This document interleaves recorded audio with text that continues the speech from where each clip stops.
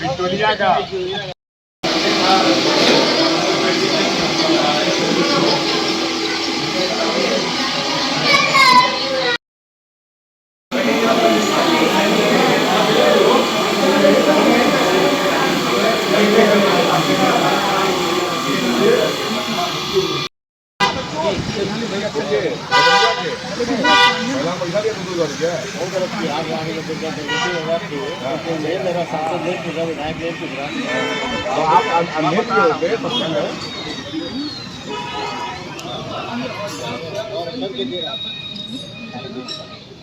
Indian toilet use करते हैं दिन में सवेरे और शाम। दिन में सवेरे, दिन भर तो नहीं, कोई दिन भर कहाँ से इंडियन टॉयलेट पे बैठा है। सुबह शाम आप कर रहे हो वो भी डबल है। ऑस्टियोपीनिया है। डेयरी प्रोडक्ट्स जो है आपको खाएं। बहुत छोटा परिचय है, छोटा आदमी है। Doctor Vipin Singh, knee replacement surgeon. मेरी विशेषज्ञता नी रिप्लेसमेंट में है। अभी लगभग 15 साल से मैं इसी काम में हूँ। नी रिप्लेसमेंट या जिनका ख़राब हो गया है नी रिप्लेसमेंट, उसको ठीक करना, ठीक है, यही अब मेरा पेशा बन के रह गया है। ठीक है, और इसके लिए ट्रेनिंग हमने जो है जर्मनी से और अहमदाबाद से अच्छे तरीके से लगभग 15 साल इसमें ट्रेनिंग ली है। ठीक है, और अब सफलतापूर्वक 10,000 से ऊपर मैं घुटना प्रत्यारोपण कर चुका हूँ। ठीक है, और छोटा सा परिचय। मऊ में उपस्थिति आपकी हुई है, निःशुल्क कैंप लगा है, क्या कुछ यहाँ पर किस तरह के मरीज आ रहे हैं, क्या समझ में आ रहा है? सब जगह एक ही है, सब जगह एक ही है हिंदुस्तान में। चूँकि हम लोग इंडियन कमोड यूज़ करते हैं, ठीक है, ज़्यादातर सिर्फ मऊ की ही बात ना करें, पूरे पूर्वांचल में, ठीक है, घुटने की प्रॉब्लम बहुत ज़्यादा घर घर में, ठीक है। ऑपरेशन जब एक लेवल के ऊपर वो ख़राब हो जाता है तो उसमें ऑपरेशन की ही ज़रूरत पड़ती है, और उससे डरने की ज़रूरत नहीं है, क्योंकि इसके मामले में भ्रांतियाँ बहुत फैली हुई हैं कि भाई अटल बिहारी वाजपेयी साहब का हम नहीं सही हुआ तो हमारा कैसे सही होगा।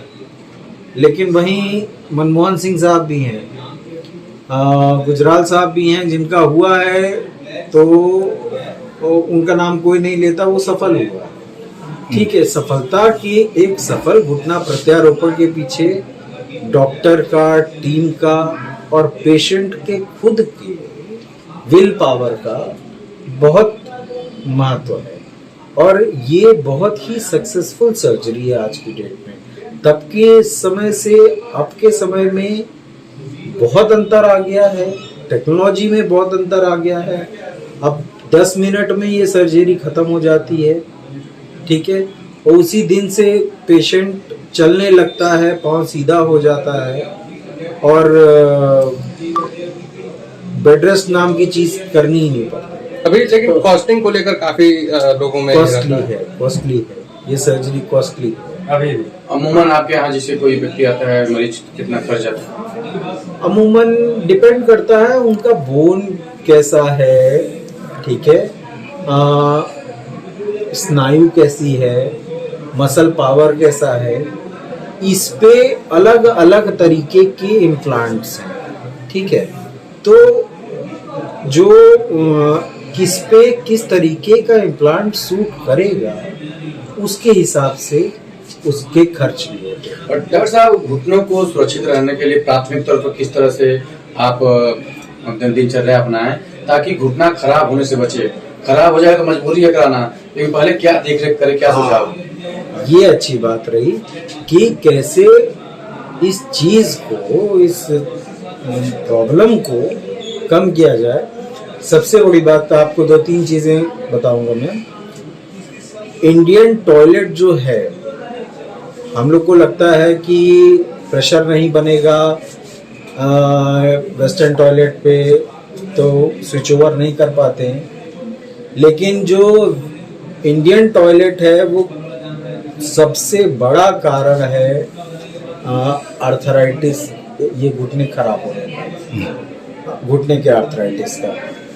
गांव वाले जो गांव में रहते हैं, शुद्ध आहार ले रहे हैं, वो अभी भी खेत में जाते हैं, उनको कोई खास दिक्कत नहीं है, ठीक है।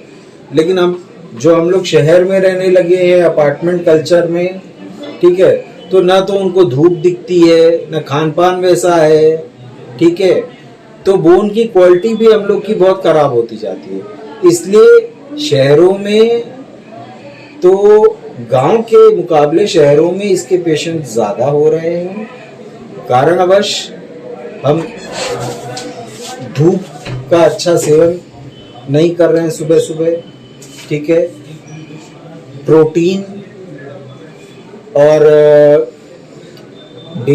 कैल्शियम के जो जिन पदार्थों में ये सब चीज़ें ज़्यादा हैं, खाद्य पदार्थों में, उसका सेवन बढ़ाना चाहिए। रेगुलर एक्सरसाइज जो है वो बोन की क्वालिटी को बनाए रखता है। तो रेगुलर एक्सरसाइज, आपकी प्रॉपर डाइट और टॉयलेट हैबिट्स और धूप सेकना है। तो आखिरकार शहर के लोग कहाँ जाए शौच करने के लिए सर? वेस्टर्न टॉयलेट वही तो बता रहे हैं कि वेस्टर्न टॉयलेट, बल्कि गांव में भी अगर जिसको प्रॉब्लम है तो वेस्टर्न टॉयलेट। उसे कई लोग हैं जो कि ऑपरेशन नहीं करा पाते हैं, लेकिन इसी से काफी आराम मिला रहता है उनको कि वो जब इंडियन टॉयलेट से स्विच ओवर करते हैं वेस्टर्न टॉयलेट, वो काफी रिलीफ उनको उसी से मिल जाता है। तो ऑपरेशन कराएं ना कराएं, लेकिन जिसको प्रॉब्लम शुरू हो गई है तो वो बचाव के लिए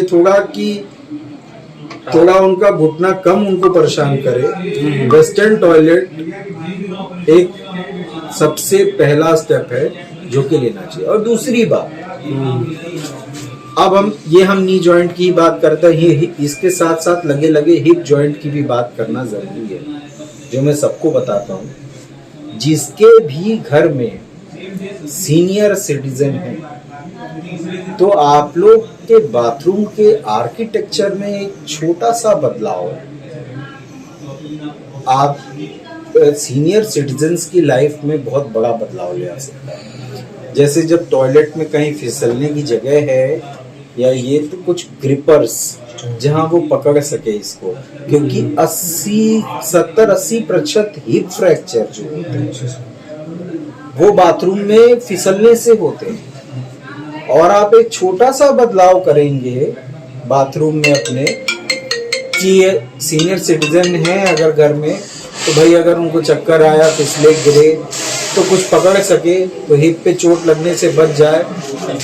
हिप फ्रैक्चर के केसेस में 50% से ज्यादा कमी आ जाएगी सिर्फ इस छोटे से बदलाव से। ये मेरा पब्लिक के लिए मैसेज है कि ये सारे जिस घर में भी सीनियर सिटीजन है उन लोग को ये छोटा सा बदलाव, छोटा सा कदम है, लेकिन ये उन कितना हेल्पफुल है घर के सीनियर सिटीजन्स के लिए, उसकी कोई तुलना नहीं।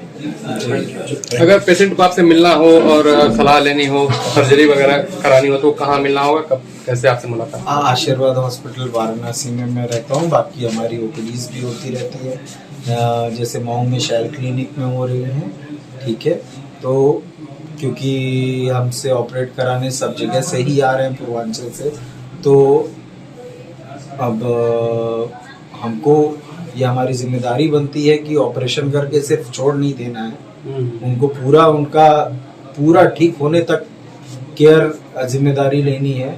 तो हम लोग ने इसी को देखते हुए हर डिस्ट्रिक्ट में, हर टाउन में ओपीडी भी शुरू की है कि जहाँ के पेशेंट है उनको बार बार ऑपरेशन के बाद दिखाने ना आना पड़े, उनको फॉलोअप की सर्विसेज रेगुलरली मिलती रहे। Thank you.